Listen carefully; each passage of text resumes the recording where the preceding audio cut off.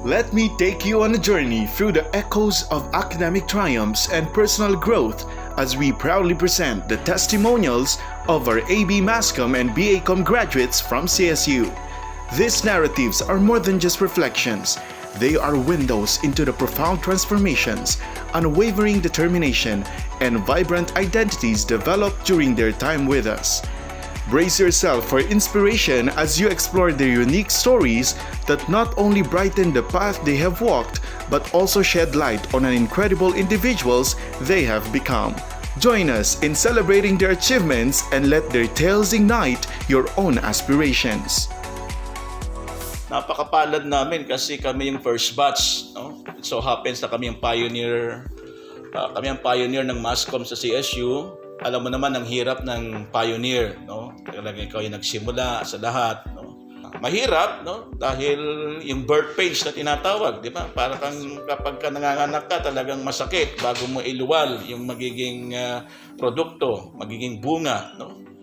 Pero itinawid ni Professor Matalang yon, na Professor Saking, sina Professor Malana, Attorney Balanon ngayon. Talagang hinamon ka kung talagang para doon ka sa kursong gusto mo. Nung Masscom kami, hindi lang kami na-confine, no, sa eskwelahan. Talagang train kami more on pakikisalamuha sa tao. Sa pagiging Masscom din namin noon, no, parang ako, ang magiging Masscom, nagamit din namin pagiging Masscom namin on student politics. No. Overall, challenging dahil ang program na AB Masscom during our time was basically new, so everything was a struggle and we have to make the most out of it. Puro kami mga remedyo general. Basically new yung program na ino-offer noon.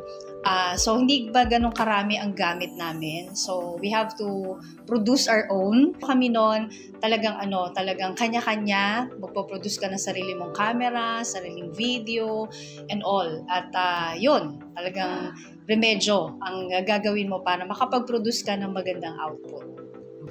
In relation to my personal and professional work, I have to be very organized. That's what I learned from that program. How to work under pressure, learning how to meet the deadline. So each subject, each professor will require you to submit an output or a project on a certain deadline. Communication skills, verbal and non-verbal, yan, no? Yung pag mag-i-interview kami ng iba't ibang mga personalities, hindi lang sa campus, kundi kapag umiikot kami sa iba't ibang mga agencies, we interview people, makamasa man na tao or AB na tao, lahat ng klase ng audience na tutunan nating makihalubilo sa kanila. Kaya napakalaking tulong nun. But all of those things help us in purifying, no, yung talent na nasa loob namin. Yung communication skills, writing skills, critical thinking, yon yung mga tutunan natin, tsaka syempre nai-apply na rin natin everyday sa ating trabaho. Gamit na gamit, apply na apply. I've been with the media industry for 27 years, so gamit na gamit siya. Alam niyo naman, yung span of time na yan, wala ka na ibang ginawa kundi magsalita, mag-analyze, mag-share ng information, magsulat ng balita.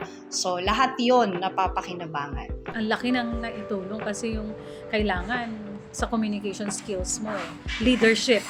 So, ang maganda kasi kapag Masscom ka, you get to deal with different kinds of people. Director, kamantao, balot vendor, tricycle driver. You get to know a lot of people and you don't judge them based on their status in life because what you want to get is their story. Ang maganda kapag Masscom ka, you get a piece of everything sa lahat ng mga professions so that when you finally have chosen the vocation that you want to pursue and you're very clear on what you would like to achieve, ang kayang-kaya mo because you have been exposed to different kinds of people. At yun yung malaking factor na nakatulong sa akin sa mundo na ginagalawan ko ngayon. which is politics, public service.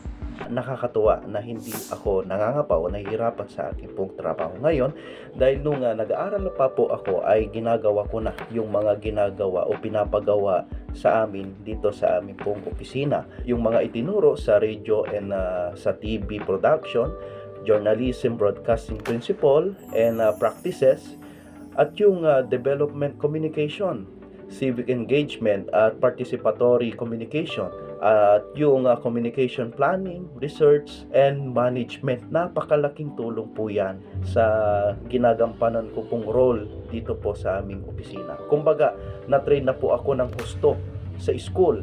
I'm equipped para sumabak sa totoong buhay ng isang communication professional. Sa conceptualization hanggang sa production, lahat ng yan natutuhan ko po sa kursong communication.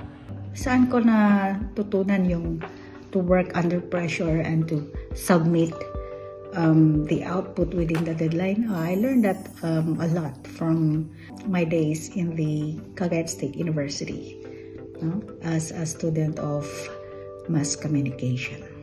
What I learned, AB Mass Communication, as to beating deadlines and how to organize all my schedules, all the output that I needed to do. I learned all those from the program, AB Mass Communication.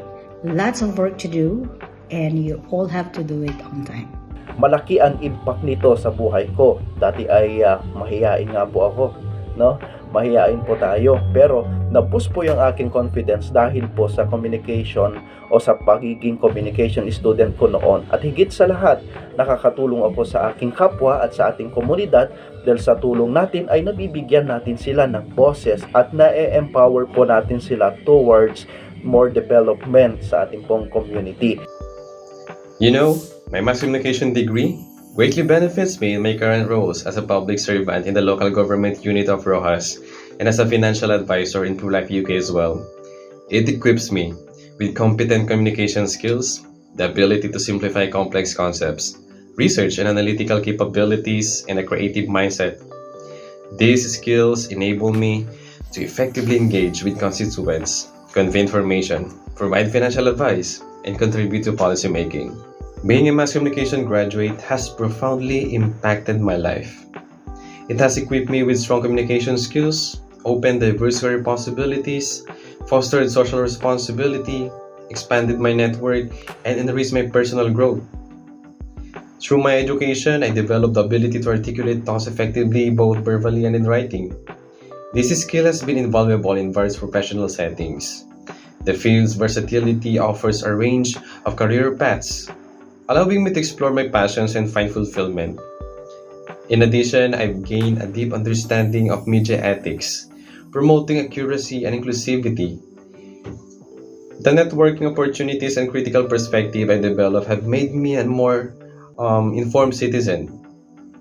Overall, being a mass communication graduate has provided me with essential tools and transformative journey. In my work, I can say that the skills that I have gained from the AB Communication program have proven useful, particularly my knowledge of the effective communication strategies which enable me to craft compelling messages to effectively reach our target audience. When we talk about the impact of AB Communication program in my life, marami yan. Let's say on a personal level, it has truly improved my communication skills, built my confidence, and even provided me many opportunities. From appearing to a national television for reportage, meeting prominent people for interview, and of course, attending big event na hindi ko inakala na mapupuntahan ko. Sa career naman, I can say that AB Communication program has helped me to land in a job na ine-enjoy ko sa ngayon. Ang AB Communication program really impacted my life holistically. That's why it provided me a great and a bright tomorrow. My message to all the communication students out there is to continue doing your passion, showcasing your talent, and of course, building a bright tomorrow for yourself. Another, please make use of communication for the betterment of yourself, of your community, and the people around you. So yun lang yung message ko sa inyo. Study well and do great always. And finally, to my dear fellow communication students and to my alma mater Cagayan State University, Carig Campus. In these challenging times, let us come together, supporting and uplifting one another. As communication students, our words and ideas hold power, so let's leverage this power to foster unity, inspire change, and make a positive impact to the world. Embrace diversity, uphold our university's values of integrity and social responsibility. Seek inspiration, stay motivated, and view challenges as opportunities for growth.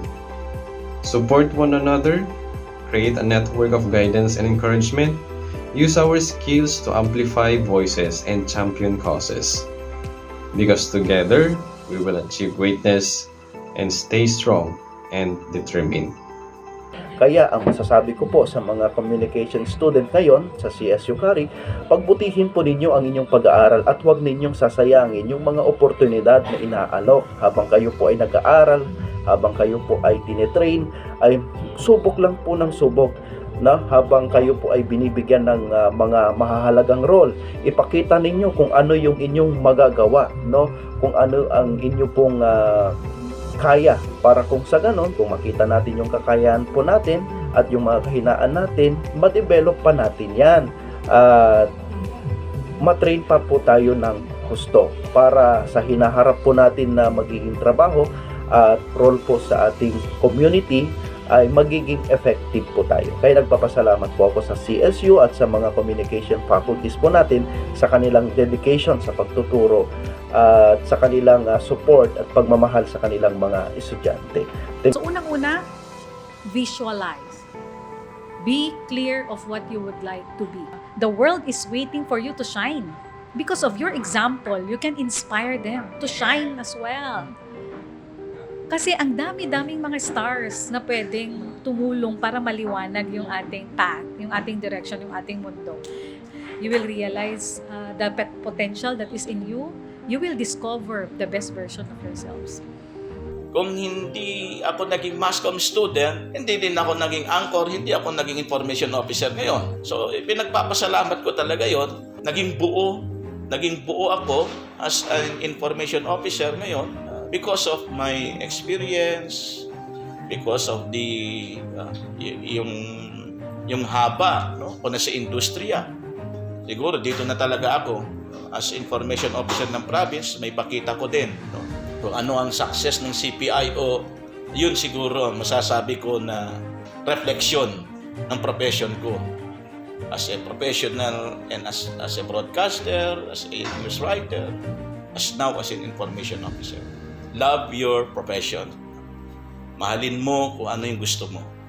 Kasi pag hindi mo mahal yung profession mo, pag hindi mo mahal yung pagiging masscom mo, hindi mo mahal yung pagiging, kung ikaw magiging reporter or news writer o ano, hindi ka magiging masaya. Kung kayo ang mga susunod sa amin, let's panatilihin natin yung alab nun, yung tungkulin na yon. Kaya tayo nag-aral ng komunikasyon kasi yun ang yun pa rin yung gusto nating mangyari. Huwag nating hayaan na patayin yung alab ng komunikasyon. So I wish all of you the best, mass communication students, because I also see myself in you na ang dami-dami ko din mga gustong i-achieve noon at nakaya ko dahil andyan yung CSU na tumutulong. You have to love the course that you are taking. Mahalin mo yung kurso kailangan, yun yung gusto mo. Because everything will follow smoothly dahil ang hirap tapusin ang kurso na hindi mo gusto. Dahil kung gusto mo yon, mag-e-enjoy ka lang all throughout the 4 years na nandun ka sa college. Hindi siya kasi basta-bastang course. In masscom, kailangan mong ilabas ang talento mo. Kailangan mong alamin kung ano yung nasa yung loob na hindi mo pa nadidiscover. Discovering yourself, that's mass communication, and that motivates me why I pursued mass communication. Napakarami kong nalaman, na-discover sa sarili ko na kaya ko pala. pati sa acting nga eh, 'di ba tayo ginagawa natin 'yan.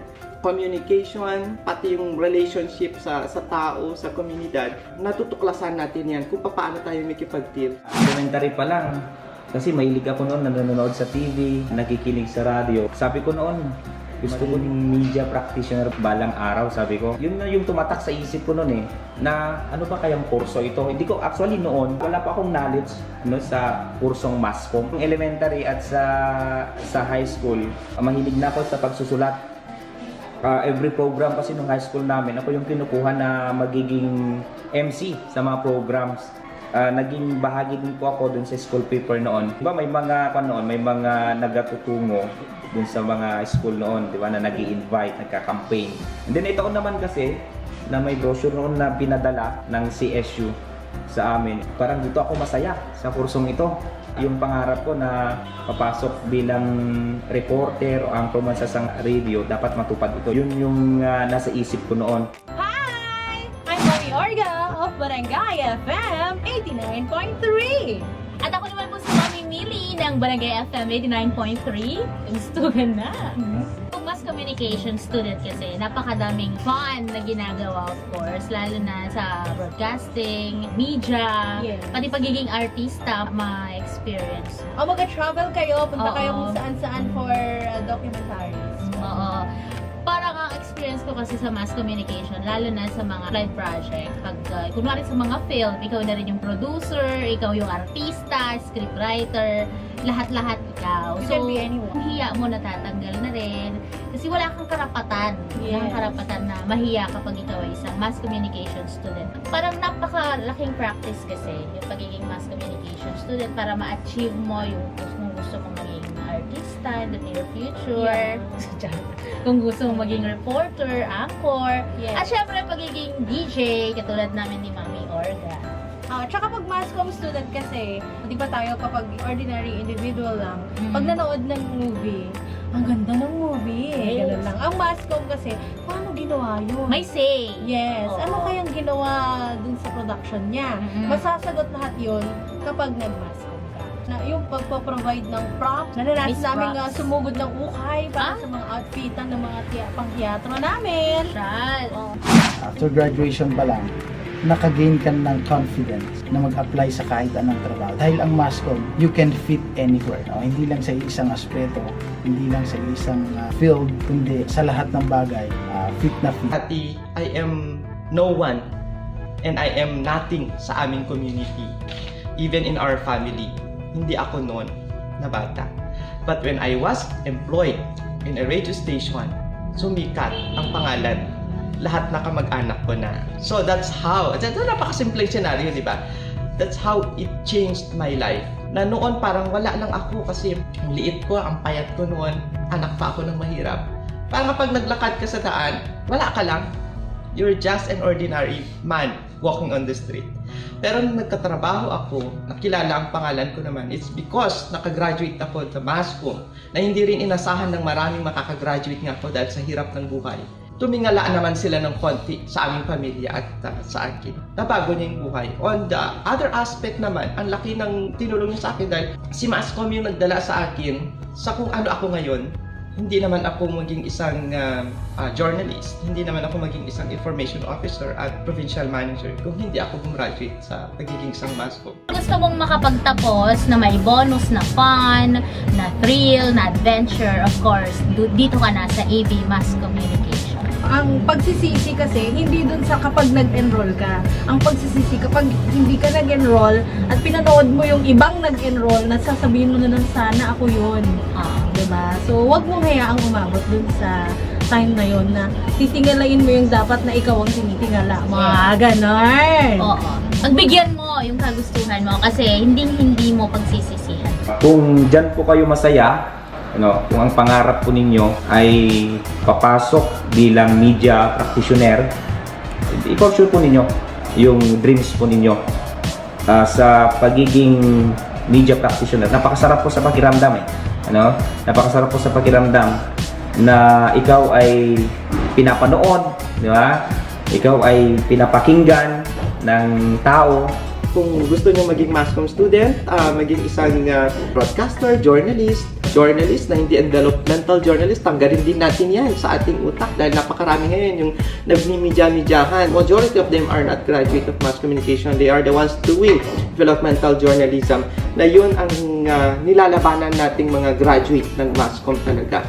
That we should stand on the principle ng being isang fourth state, na membro ng fourth state, Masscom. So, good luck dun sa mga gustong mag-pursue ng Masscom course. I am Teresa C. Campos. I am Oliver Tamayo Bakay. I am Bombo Romel Campos. I am Councilor Imogen Claire Mampagu Kalangan. I'm Mommy Orga of Barangay FM 89.3. I am Kuya Manases from DWDA Radio Pangkaunlaran. I am Mommy Millie of Barangay FM 89.3. I am proudly a mass communication graduate. And there you have it, proof that success has a name, and it is the AB Masscom and BACom graduates of CSU. These amazing individuals have paved the way and indeed made names for themselves. We are proud to say we have unleashed their competence and commitment in serving not only the region, the country, but the world.